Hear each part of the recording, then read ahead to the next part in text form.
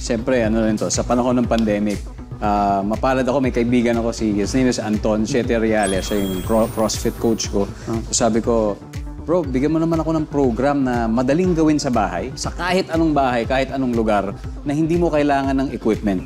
But at the same time, nagagampanan mo yung cardiovascular activity na kinakailangan ng katawan mo.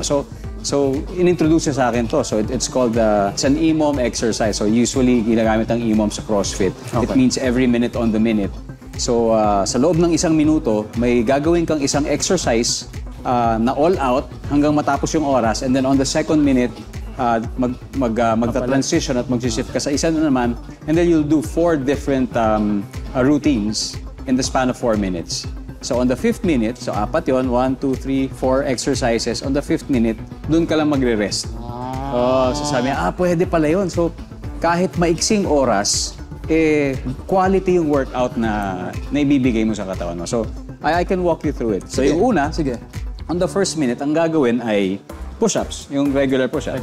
So usually pag sige, pwede natin do it. Gusto niya, pag ginawa mo yan, talagang tatama sa sahig. Okay. Magre-release yung kamay talagang para...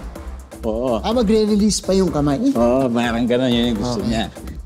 And then, pangalawa, so, pushing motion yan. Yung pangalawa naman, para pulling naman, you can get anything in your house, kahit sabihin nating upuan, o kahit ano na mabigat, ito naman pulling. So, you can do the row. Okay, so bended row. So parang dadali mo dito. So make sure yung likod mo ay stable, na naka-arch ng konting ganyan. Tapos hilay mo lang sa tiyan. Yan. Ganun lang.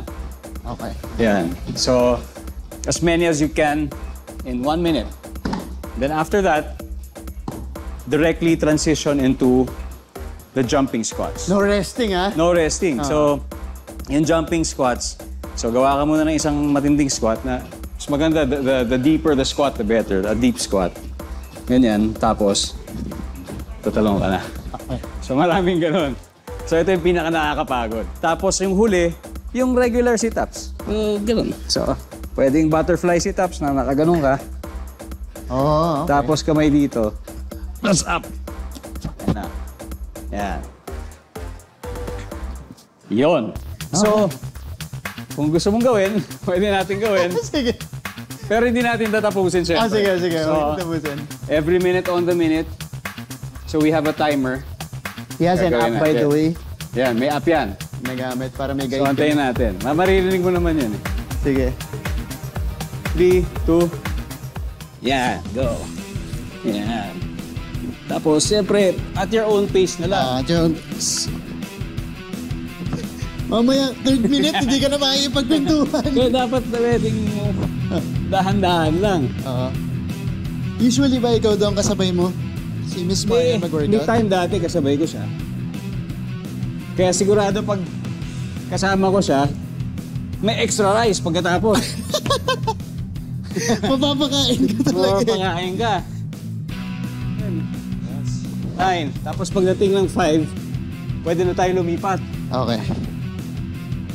Yun. Yan, lipat na tayo. Sa Full. Okay. Sige, tuloy lang. Yan. So yan. Minsan, kami magkakaibigan sa Zoom. Parang di boring.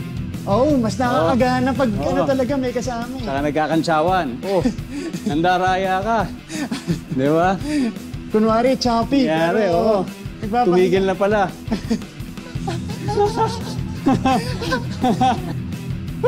Extra rice, ha? Extra rice mamaya. Okay.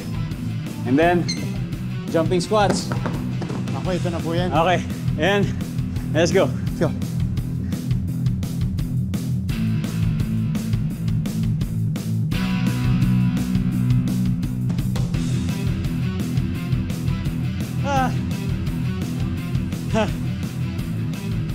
Tapos, yung huli na, yung sit-up. So, kumaya, gawa na tayong konti. Yun. Yeah.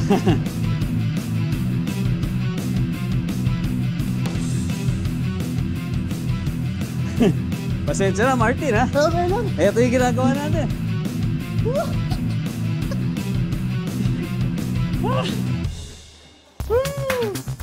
Laban na laban po tayo ngayong araw na to. Nice. So, tapos on the last minute, pahinga na tayo. Pahinga na. Pahinga na. Good job, man. Nice one. Ito pong ginawa namin, unang part lang po ng workout ni Ding Dong everyday. Uulitin nyo yan ng 4 na beses. Wow! 4 times. 4 na beses. Tapos in 20 minutes, tapos na.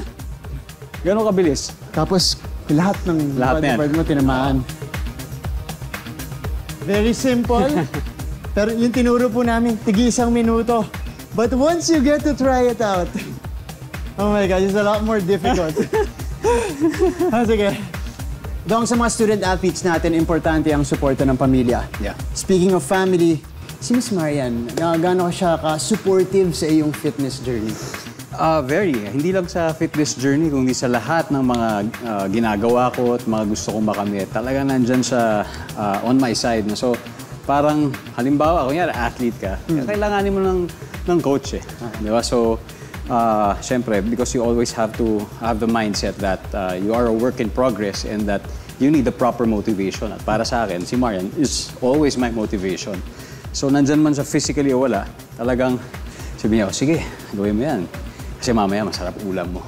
Di ba? I mean, yung mga ganong simpleng bagay, nakakagana talaga.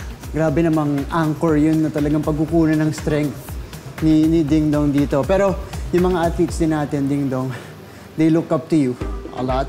Especially ngayon sa ginawa natin, tsaka sa fitness journey mo rin. You know, they are also facing many challenges, lalo na yung pag-workout online. Kasi yun ang ginagawa nila, individual workouts. Ano yung mga tips mo sa kanila para ma-overcome nila yon? Because you also work out on a really high level kahit ngayong pandemic. Well, una, kailangan klaro yung reason kung bakit mo ginagawa yon. Bakit mo gusto mag-workout? Are you doing it for just physical gain? O dahil vina-value mo talaga yung health mo? O may pinaghahandaan ka? So, that has to be clear first. Like in my case, I just really want to be healthy. Sabi ko nga sa isa sa mga posts ko kasi tinanong sa akin ni Zia, why do you work out? I mean, almost every day in the morning. Sabi ko, because I want to stay healthy and strong for you guys. So that by the time you're 35, I can still carry you, maybe. So, you know, yung mga ganong bagay lang. So, it depends on the motivation. And then, if you have that goal, syempre, commit to it. Syempre, kakailanganin mo ng tamang support team. Diba? Parang just like any other athlete or who are into different types of sports. You have the support team, you have the proper tools, the proper motivation, and syempre yung higit sa lahat doon yung commitment mo to make it work. So there you go, motivation and commitment para sa lahat po ng ating mga NCAA student athletes dito. Thank you so much, Dong, for sharing with us your routine or at least a little bit of it. At saka